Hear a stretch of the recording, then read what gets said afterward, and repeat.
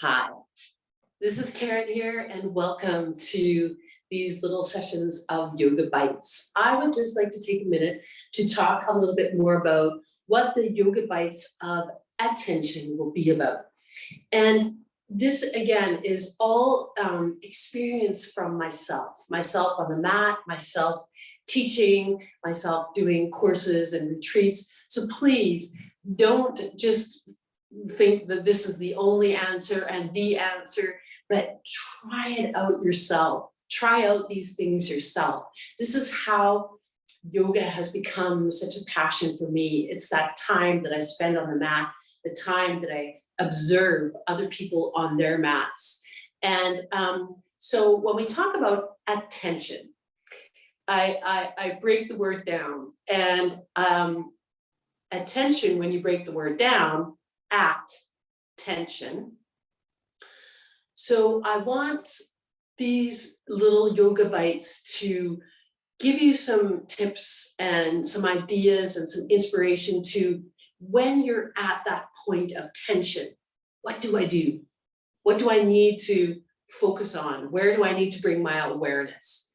So this will have a lot of maybe bodily awareness and embodiment, like how do I get connected better to my body?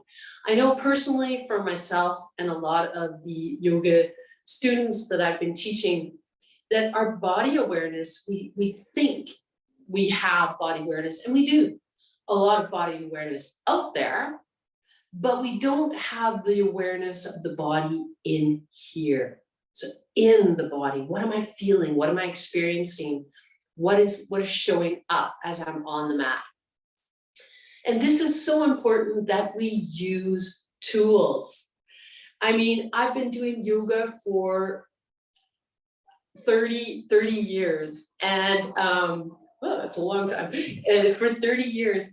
And even though I've been doing yoga for 30 years, and even though there's a lot of things that I can do, my flexibility is good and my strength is good, that I still really kind of get an eye opener when I'm in a pose and I use a block and it's like, oh, wow, that's even better with this block. So again, I encourage you to have these things ready when you get to these little bites of yoga about attention. So let me give you some examples. I told a few examples about the knees on my introduction to the breath bites. And so I'm not going to go into that again. But what I will say is that when we're doing stuff on our knees, some people have knee issues. And what can help you there is, number one, taking your mat and bending or folding the mat as you're on your knees, and then just putting your knees on there. So this option can be really good for you and maybe give you just that much more support. You probably noticed that I've got actually two mats here, and that's because this one underneath it is a yin mat, and it's more soft, and when I don't have to do a lot of moving and sweating and stuff like that, then I use that. And then I have my other mat on top of it, which is just giving a little bit more a little bit more support and softness.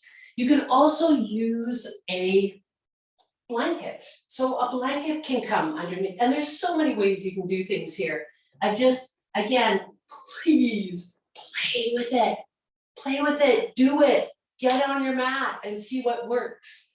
So this underneath, then my knees come up here. That might feel like a really good option for me.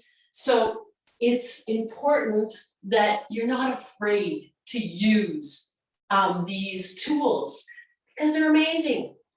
A block can give you support in a lot of things. A block you can sit on. So if I'm doing a kneeling pose and I think I need some support, I can sit on it like this. So I'm going to turn it around here. So I can put it here between my legs. I could put it up here so I can sit even higher. And I can even put a blanket on that too. So I'm giving myself some support as I'm on my knees. The other things is like in a yoga position. So let's say I was doing a twist here and I wanted to do this. And I was having difficulty with my wrist, my hands, whatever. I could put a block here, put my hand here, reach my arm up, and then just really feel that support so that I can lift up through my upper body and get into a deeper kind of a stretch. So this is just so many ways to use a block. And if you don't have a block, you can use a book. And then there's our strap.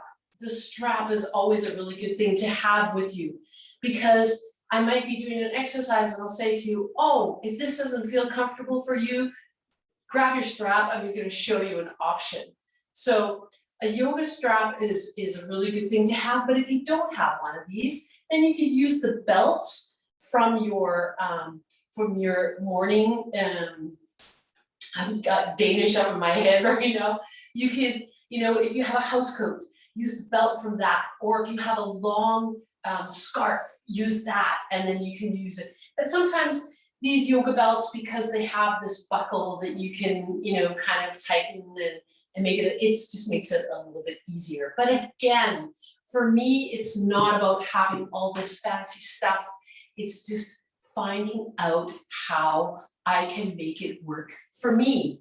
So when we're talking about attention, or these yoga bites of attention, I really want to inspire you to start working in.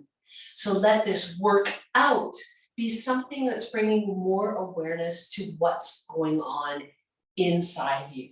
So that is what these yoga bites will be about. They'll be a little bit more physical, a little bit more theoretical, and hopefully give you some good tips for when you're doing longer sessions, how you can support the wrists better, how you can support the knees better, support the back better, the shoulders, the neck, etc.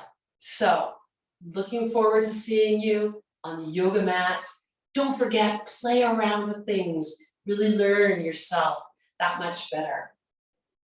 Hoping to see you soon. Namaste.